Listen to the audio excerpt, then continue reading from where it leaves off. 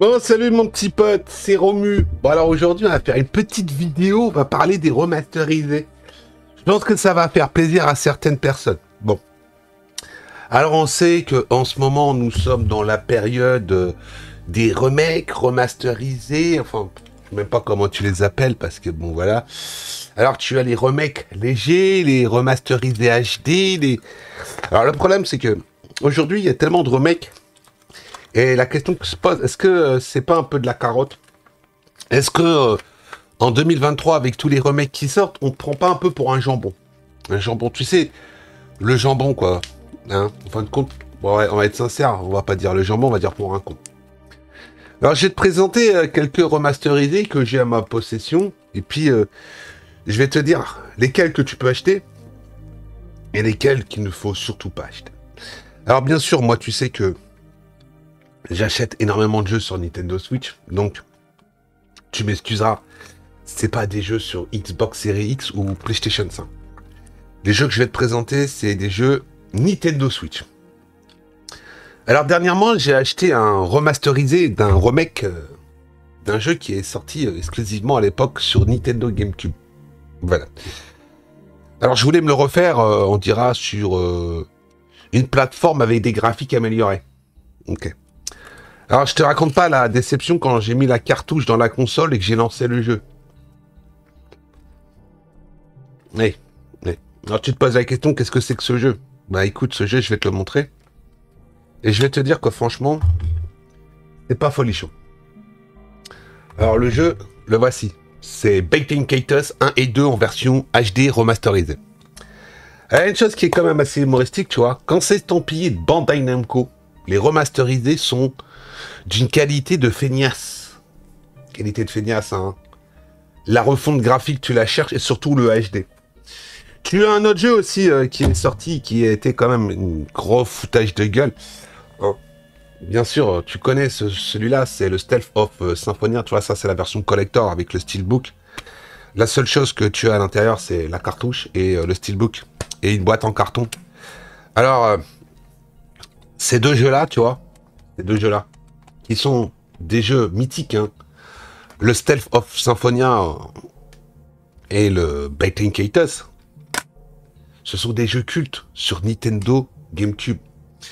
Ben, les remakes HD ou quoi que ce soit, si tu les trouves pour pas cher, oui, tu peux les acheter. Mais personnellement, si tu dois les acheter plein pot, trace ta route. Voilà. Alors vous avez d'autres remasterisés qui sont tout simplement des vrais remasterisés, des vrais jeux qui ont été retravaillés, qui ont été refaits. Voilà. Alors je vais vous en présenter un autre. Voilà. Alors ça, c'est un remasterisé, hein, même un nouveau jeu, tu vois. Ça, c'est le Zelda Link Awakening sur Nintendo Switch, qui était une version portable. Et ben, quand tu vois ça, ça fait plaisir. Alors, tu en as d'autres, hein, de jeux que tu peux trouver en remasterisé. Alors, tu vois, ça, c'est un remasterisé, celui-là. C'est Life to Life. Ça, c'est un très très bon remasterisé d'un jeu qui était, à l'époque, sur Super Nintendo. Et là, tu l'as en version remasterisée et de très très bonne facture. Alors oui, ça reste du pixel art, mais celui-là, il est exceptionnel, ce jeu. Ce jeu, c'est une merveille. Ouais. Alors après, tu as les vrais remasterisés, hein. Enfin, les vrais remasterisés. Et ce qui est quand même assez humoristique, tu as le Metroid Prime. Qui, moi, je suis désolé, est un remasterisé. Voilà, quoi. Franchement, ils l'ont retaffé, le jeu.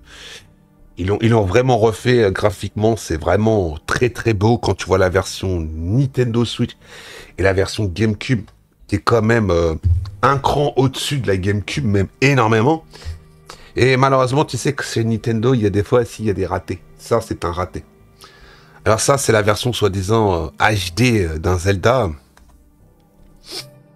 Ben, entre la version d'époque et la version Nintendo Switch, la seule chose qui change, c'est la jouabilité. Tu peux jouer à la manette.